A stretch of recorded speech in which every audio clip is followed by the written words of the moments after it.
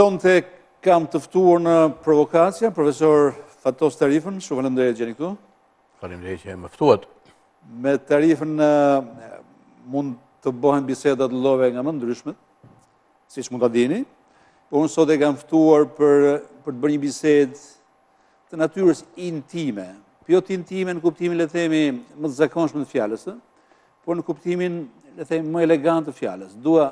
Dua të flas për bibliotekën, dhe jo për bibliotekën përgjithësi, por për bibliotekën, për librat që kanë në shtëpi Fatos Tarifa. Ishte një kërkesë që e mirëpritët. Padyshim. Më mirë se sa një bisedë për politikën e sotme. Po edhe biseda për politikën duhet bërë. Librat. Unë di që jam rritur me libra në shtëpi, edhe jam mirënjohës në nësime në radhë parë që edhe në kushtet e atëhershme kishte një raft me libra. Romanet asaj kohës, me cilat jam ushqyer dhe më lindi dëshira e madhe për të lexuar. Po pse nëna, edhe babaj?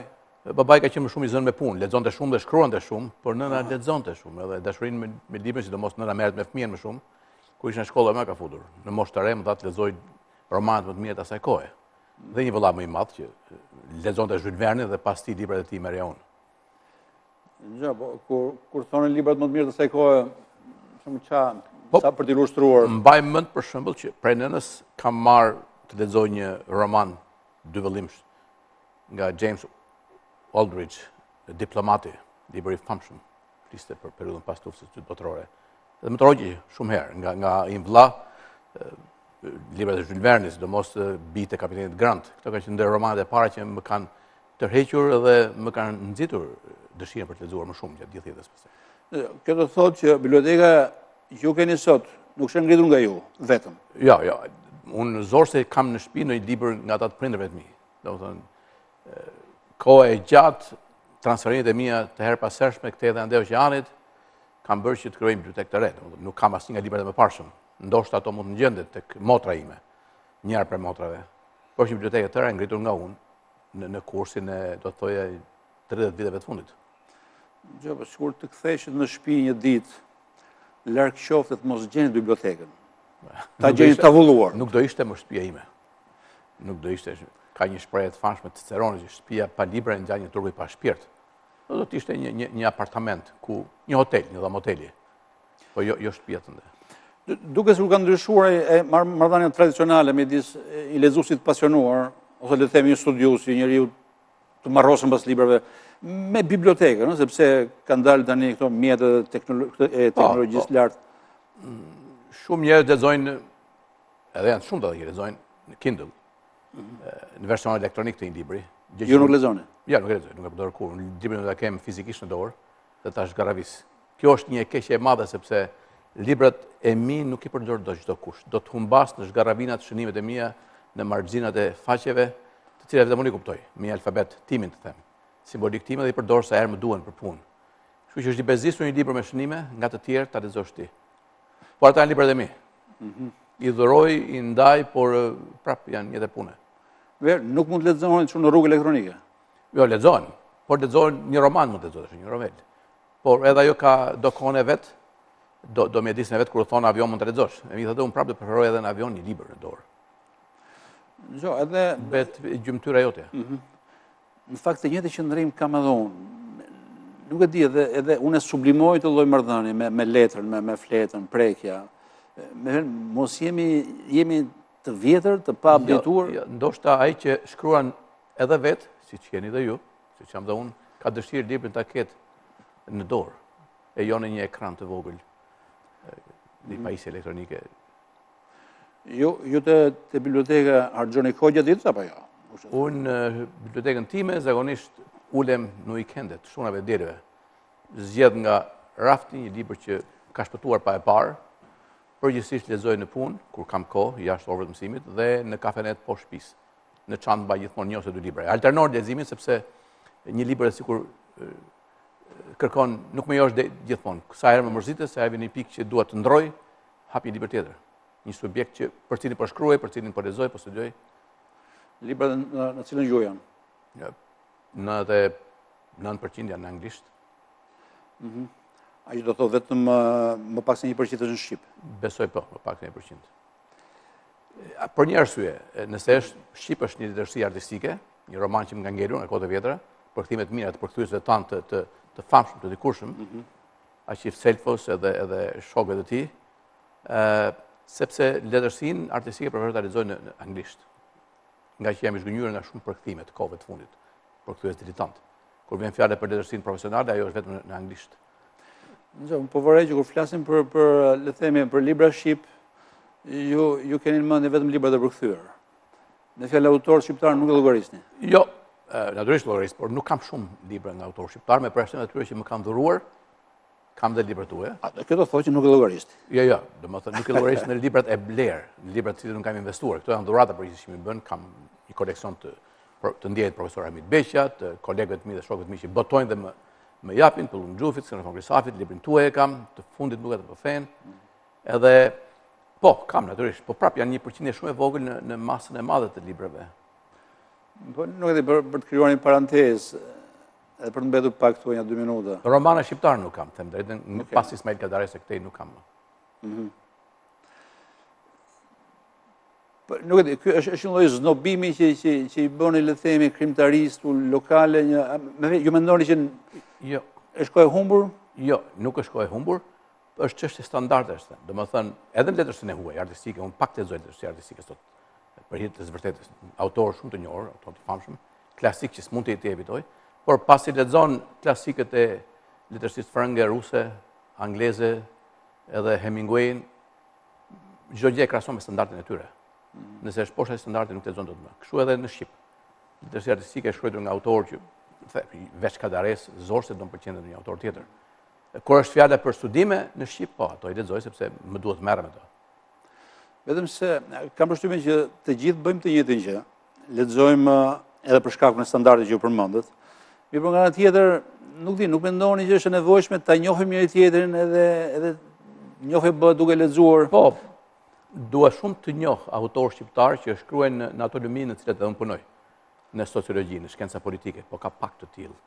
Nëse gjej në libër për tyre, natyrisht e lexoj me interes për të komunikuar me ta, për të kritikuar në pikpamje që mendoj se duhet kritikuar, por janë shumë të pakta studimet në fushat e shkencave sociale, ose në ato të marrëdhënieve ndërkombëtare, çfarë janë dy fushat e mia të studimit. Në këtë kuptim, natyrisht, do të preferoja të lexoja Brzhinskin akoma, apo Kizinxherin, apo autorët më të njohur sot, për të mësuar nga ata, sesa nga autor shqiptar nga cilët nuk e shumë që të mësosh. Unë supozoj që... Pa modesti, e thënë. Unë supozoj që shumica e librave që keni në anglisht janë të sferës ku ju, le themi, keni kompetencën. Përgjithsisht po, por ka shumë libra që kanë bërë me filozofinë, sidomos ato antike, filozof të lashtë, me filozof modern, për shumë Russelli apo Popper janë pjesë bibliotekës time, por kryesisht janë sociolog, kulturolog, studiues të marrëdhënieve ndërkombëtare dhe ekspertë të këtyre çështjeve. Dhe fushat caktuara studimesh me të cilat jam marrë ose mendoj të merrem në të ardhmen. Për mos çudit që un kam në bibliotekë ndoshta mbi 40 libra që bëjnë fjalë për një poem të vetme të Lukrecit, Natyra de Rerum. Edhe sepse kam ndërmend më vonë të shkruaj për atë poet filozof. Përfshirë dhe një vepër Santajanës për të, shumë interesante. Nuk e di, ju sot, kur merrni vesh që ekziston një botim i ri, sapo ka dalë, që është i fushës tuaj, apo që nuk e di, profesion një lloj interesi për ju. E porosisti më njëherë? E porosis ose e blej kur udhëtoj në aeroporti ose në libraritë e Hagës të Amsterdamit kur vizitoj djalin në Holland. Do të thënë, stopi im i parë është një American Book Corner që është në Hagë ose në Amsterdam, dhe aty humbet me orë të tëra. Natyrisht librat kushtojnë, kështu që ka edhe një limit. Por po, porosis në Amazon vazhdimisht. Ndoshta shpenzimi tepërt, por mund të jetë një 5% e pagës mujore që shkon për libra, sepse pa to nuk bën dot. Aq më tepër që në këtë periudhë të jetës sime, kur jam disi më informuar, ka edhe më tepër kohë, jam i angazhuar në 4-5 projekte studimore, të cilat dua ushqim. Nuk mund të shkruash kur pa lexuar shumë më tepër se ajo që të shkruash nga autor të njohur. Në përgjithësi nuk e di, nga vëzhgimet që keni bërë tu rrotull jush, njerëzit që bëjnë të njëjtën gjë me juve, që le themi që janë studiues edhe le themi bëjnë research, kërkime, janë të updateuar me prurjet e shkencës moderne, me fjalë, me njëherë del gjëra dhe këta e porosisin, apo? Ka për tyre që po, janë. Ka të tjerë që lexojnë çfarë vjen në dorë, çfarë ka mundësi. Natyrisht, mundësitë e njerëzve për të siguruar literaturën më të fundit nuk janë gjitha një lloj. Dikush e ka këtë mundësi financiare, dikush e ka. Por përgjithsisht, edhe këtë do të thoja, njerëzit me cilët duhen rri, shokët me cilët duhen rri, janë njerëz që kanë libra në shtëpi dhe lexojnë libra. Kjo është një ndër arsyet që ne kur mblidhemi flasim shpesh për librat, përveç problemeve të tjera të jetës politike. Kam përshtypjen dhe bashkë po të rrinë më gjatë, do të flisin shumë për librat që lexojnë. Nuk e di, ju thatë që ju dhurojnë edhe libra, më dhurojnë edhe mua. Autor shqiptar, edhe në një huaj, kur vjen, po, shqiptar po. Ju thjesht i vendosim në bibliotekë, apo i gjeni ndonjërin dhe gjeni me interes? Disa i lexoj. Disa i vendosin në bibliotekë dhe fatkeqësisht nuk del koha ti lexosh. Por ato në të tilla raste nuk ke interes drejt për drejt me subjektin e librit. Në bibliotekën tuaj ka gjëra pa vlerë? Duhet të ketë, po më përpiqen të bëj vend për gjëra me vlerë. Ka ende disa vende bosh në bibliotekë që ose librat janë marrë që ande dhe janë në zyrë, sepse zyra është në bibliotekë më vete, ose presin prurjet e reja, të cilat shumë shpejt do të mbushen natyrisht. Në qofse unë duke ju njohur ju, jeni sociolog, keni interesa në filozofi, në politikë, edhe mund të vi të jetë një sy bibliotekës tuaj, mund të gjejnë një libër që mungon, që mund të jetë i këtyre fushëve ku libër që unë se kam, që nuk e keni. Po padyshim. Shumë libra kanë humbur duke i dhënë. Jo, po që janë të rëndësishëm për shkencën ku ju... Natyrisht, unë nuk kam çdo libër që është një domosdo, po kam dhe të paktën librat e atyre 5 njerëzve të periudhës moderne, që unë do t'i quaja pa cilët s'mund të bëjmë dot, Darwinin, Marxin, Einsteinin, Freudin edhe Russellin, Bernard Russellin. Këta 5 mendje të ndritura. Russelli është përkthyer në shqip, jo. Russelli duhet ketë përkthime të këqija në shqip, të pjesshme. Nuk e di nëse është përkthyer pse unë nuk jam i krishterë. Dhe përmbledhje të tjera dhe eset të tjera për ti, por unë them se çdo njeri i kultivuar në kohën tonë duhet t'i njohë këta 5 autorë. Nga Darwini mësojmë nga vim, nga Marxi mësojmë të kuptojmë shoqërinë e sotme, nga Freudi mësojmë të kuptojmë kush jemi, nga Russelli botën në cilin jetojmë dhe Einsteini këtë kozmos në cilin ne jemi pjesë. Gjoj, përmendet autorë që janë gjithë ateistë? Well, mbase jo rastësisht. Por po, kështu është. Mbase jo rastësisht. Gjo, këtu Darwini unë nuk e kam parë të përkthyer, edhe nëse nuk është përkthyer do ishte një vrim e zezë e kulturës shqiptare. Kam përshtypjen nuk është përkthyer. Nuk është përkthyer, ndërkohë që ka shumë vepra të Darwinit, jo vetëm vepra madhore, po edhe vepra të tjera që shpjegojnë shumë origjinën e species, por gjithashtu edhe origjinën e natyrës seksuale të njeriut. Unë kam studim në dorë që flas për erosin e demokracinë dhe më hyn shumë në punë Darwini, edhe pse duke qenë viktorian për periudhën kur jetoi, është i ka përcyer shumë pikpamje. Megjithatë, ai shpjegon esencën e thelbit njerëzor, si qenie biologjike. Vetëm se origjina e llojeve është një nga rribat më të rëndësishme të botës. Patjetër. Edhe nuk na falet që nuk e kemi përkthyer. Nuk na falet. Ka dhe shumë libra të tjerë që kemi përkthyer. Të kësaj rëndësie nuk besoj. Ndoshta jo të kësaj rëndësie, por ka libra shumë të rëndësishëm nga Freudi që kemi përkthyer. Nuk besoj ka ngelur gjë nga Marxi pa përkthyer, por përsëri ka dorëshkrimet Marxi janë shumë të rëndësishme sot. Nga Russelli kemi shumë pa përkthyer, nga Einsteini kemi shumë pa përkthyer, nga pikpamjet e tij shoqërore, jo thjesht fizikën e tij. Po ka libra të Einsteinit ku shprehin pikpamjet e tij politike dhe sociale, deri për socializmin, deri për luftën botërore dhe shumë të tjera, të cilat nuk janë përkthyer në shqip, por janë në shumë botime anglisht edhe në gjuhë të tjera. Ju jeni një nga pak njerëz në Tiranë që unë dëgjoj të përmend temën e Marxit, flas për Marxin. Këtu ka një lloj droje lidhin Marxin me komunizmin e Enver Hoxhës. Është një gabim i madh. Edhe për të thënë që është gabim i madh, mjafton të përmend një fakt tepër interesant. Në fillim të viteve 2000-2007 më duket, BBC në Angli bëri një sondazh shumë të gjerë, ku cilët janë 3 njerëzit gjenit më të mëdhenj të njerëzimit, dhe Marxin anglez të punë të parin, të dytin Darwin, të tretin Einsteinin. Jo më kotë, ka një arsye. Edhe nëse sondazhet do bëhen në Amerikë do kishim rezultat tjetër. Jo, në Amerikë do kishim rezultat tjetër, për shkak se po të shikosh kolegit amerikane, dhe Universitetit amerikane, Marxi është manifesti i Marxit është teksti më i lexuar në çdo universitet amerikan. Dhe pasi vjen Republika e Platonit. Në universitetet po ka një klimë aty, le të themi Padyshim. Që sublimon ekonominë të tregut, kapitalizmin, një klimë anti-marksiste, le të themi. Por po të lexosh sociologët e sotme amerikan, pjesa më e madhe e tyre janë të drejtimit marksist ose neo-marksist. Shkolla marksiste është shumë e fuqishme, është madje edhe një seksion i veçantë në shoqatën sociologjike amerikane, dhe atë shkencave politike.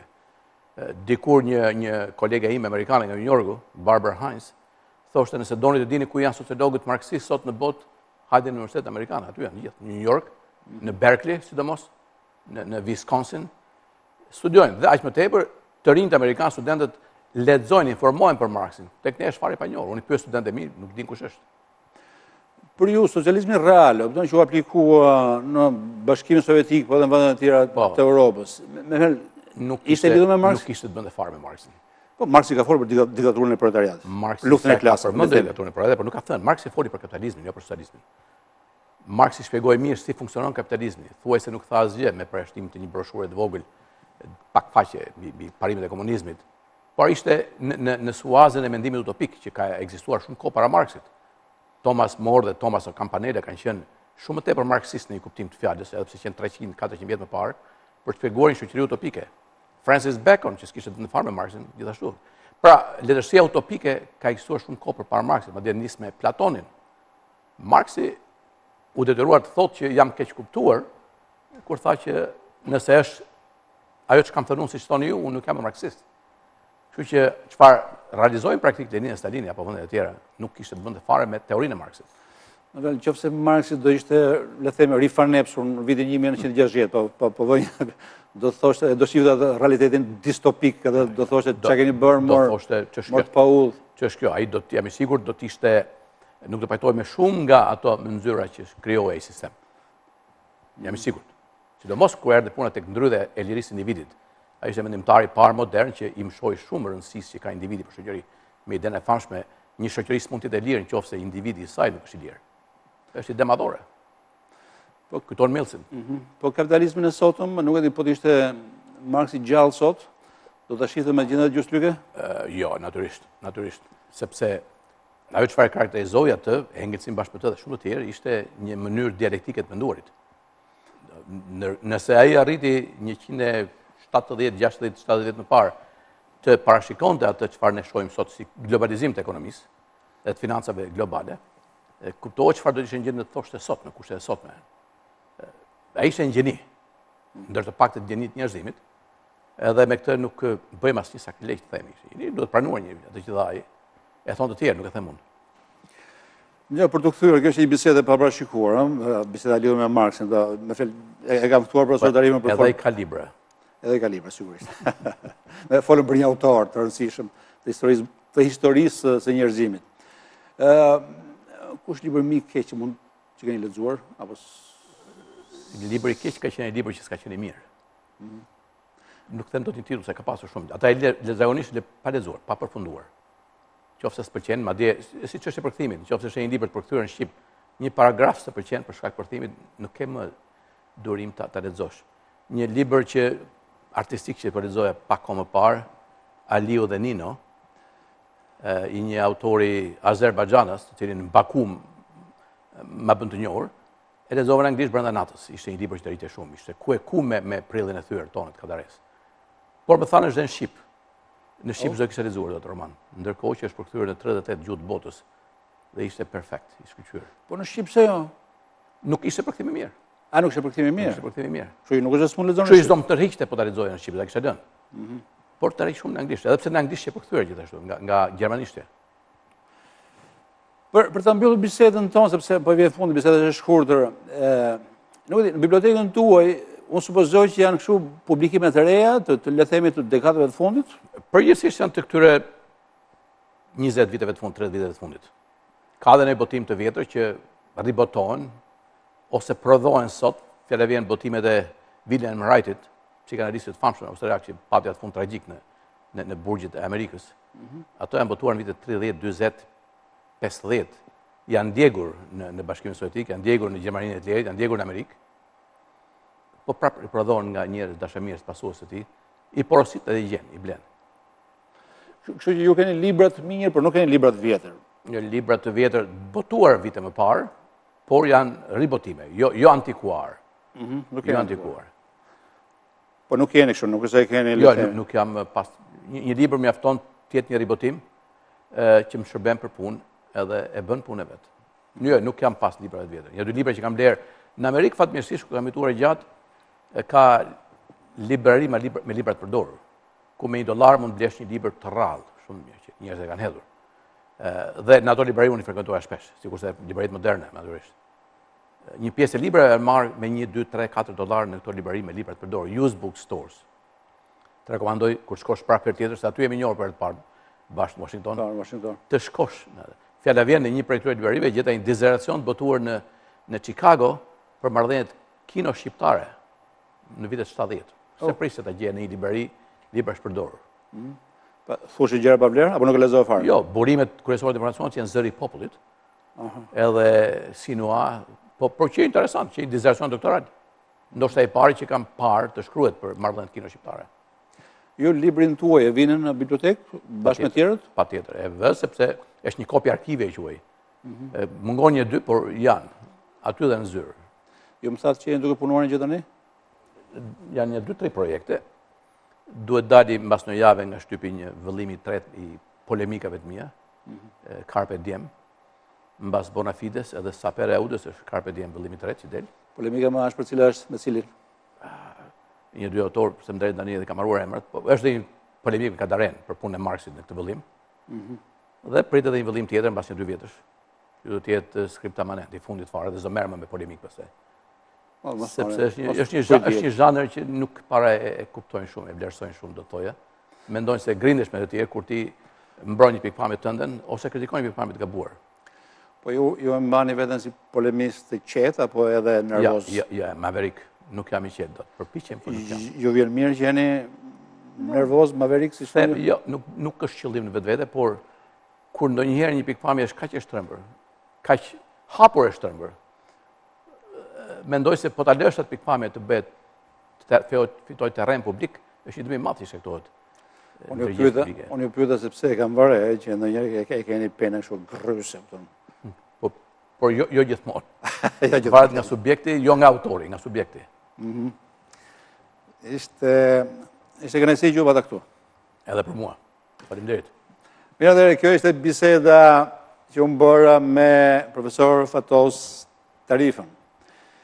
I ftuari i dytë vjen nga Himara, është Vasil Bollano. Shpresoj që të bëj bisedë interesante me Vasil Bollano.